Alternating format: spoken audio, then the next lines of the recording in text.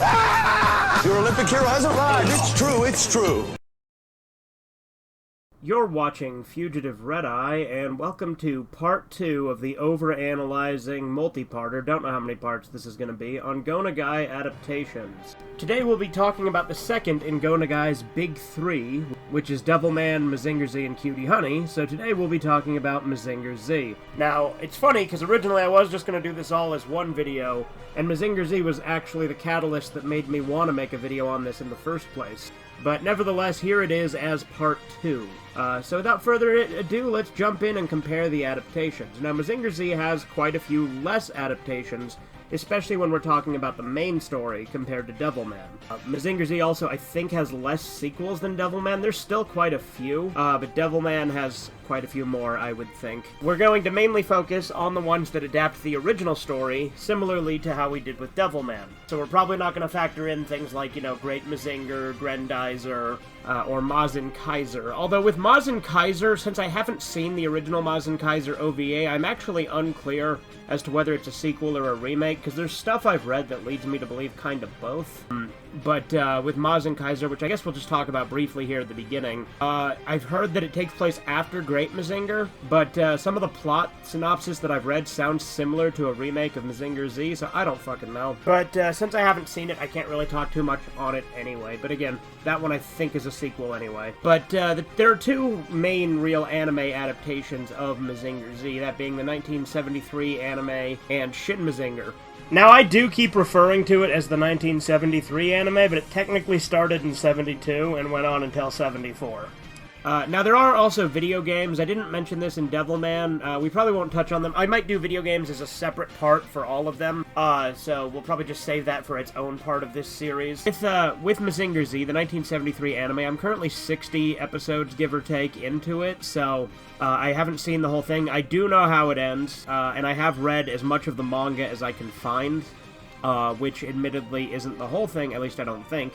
Plus it combines the two versions of the manga, because Mazinger Z had two different versions of the manga, the one that started it, and then later on it kind of became more like the anime, because Mazinger Z is an interesting one, where when you're watching the 1973 series, it's actually better to, like, read the manga in conjunction with watching it, because there are things that happen in the manga and anime that feel almost like they go together, like things are introduced in the manga and then are just there in the anime, and vice versa.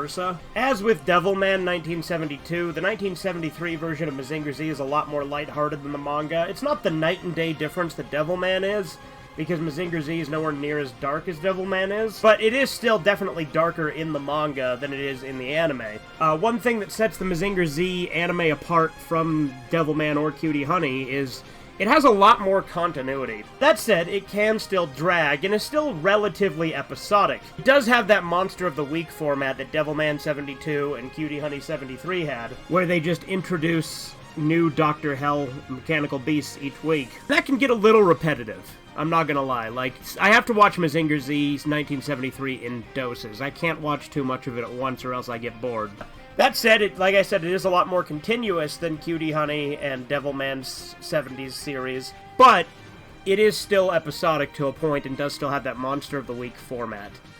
With Mazinger Z 1973, it is a fun experience. It adapts the characters pretty well. It does have different mechanical beasts than the manga, but the events still happen in very similar ways. And overall, it is a fun, again, Saturday morning cartoon type thing that they were going for.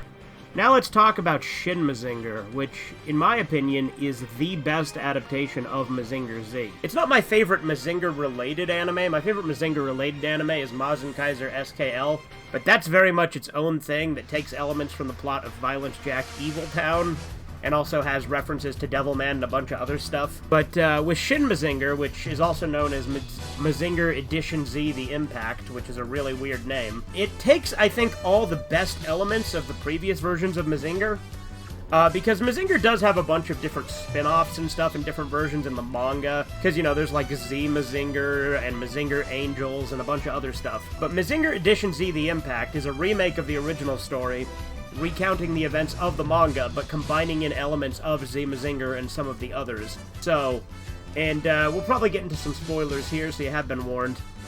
But Z Mazinger stuff has Mazinger Z, and spoiler coming up, is the reincarnation of Zeus. And that's kind of a thing in Mazinger Edition Z, The Impact, also known as Shin Mazinger.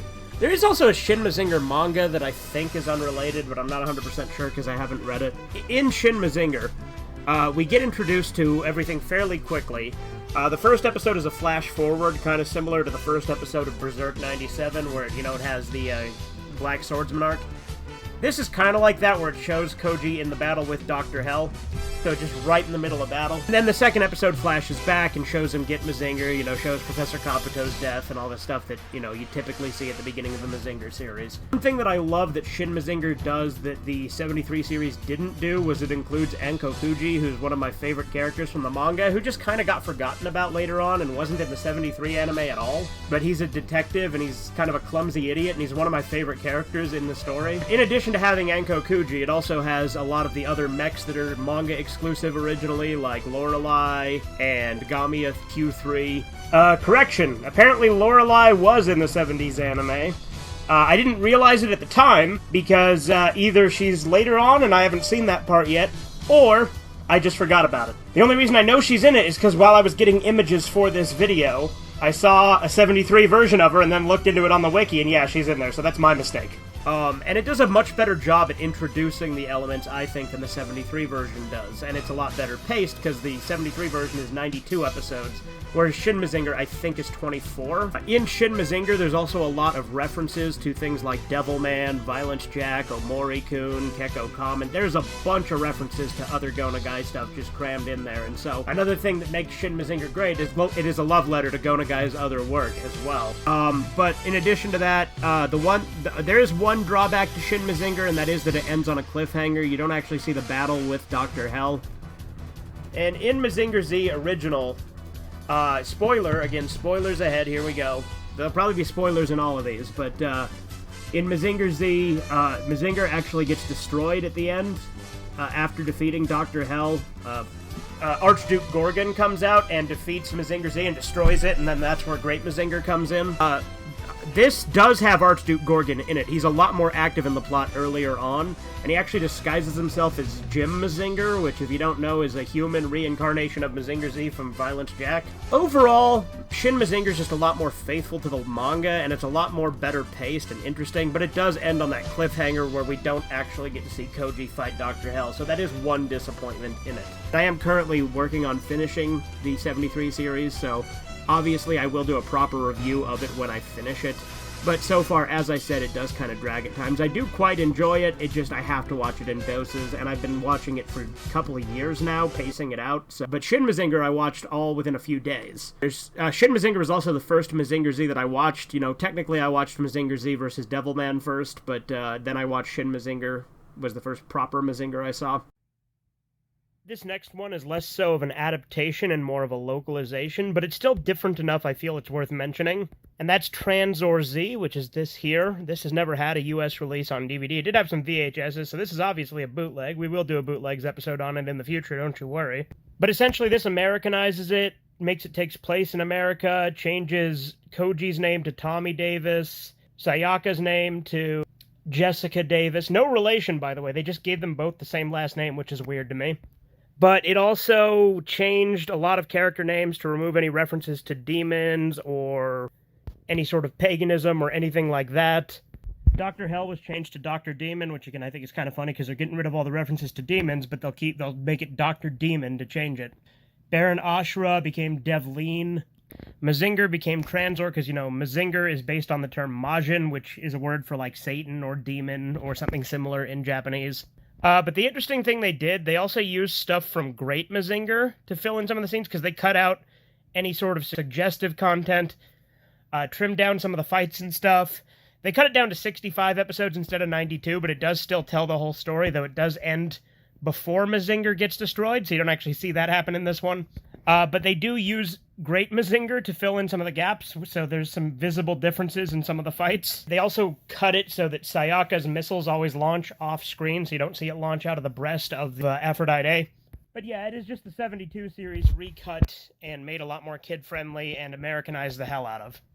In addition to that, There was actually a Hawaiian dub of Mazinger Z. It only did 28 episodes, but it was a lot more faithful. It was an English dub in Hawaii. But I don't have anything of that one. But anyway, like I said, this one's not really an adaptation, but I figured it was worth mentioning, because it is kind of an adaptation, because they change it. Anyway, I think that's good enough to talk about the adaptations. Like I said, there are some video games, but I'll do the video games as a separate episode. So I hope you enjoyed this episode of OverAnalyzing. This has been Fugitive Red-Eye. Have a good one. Toodles!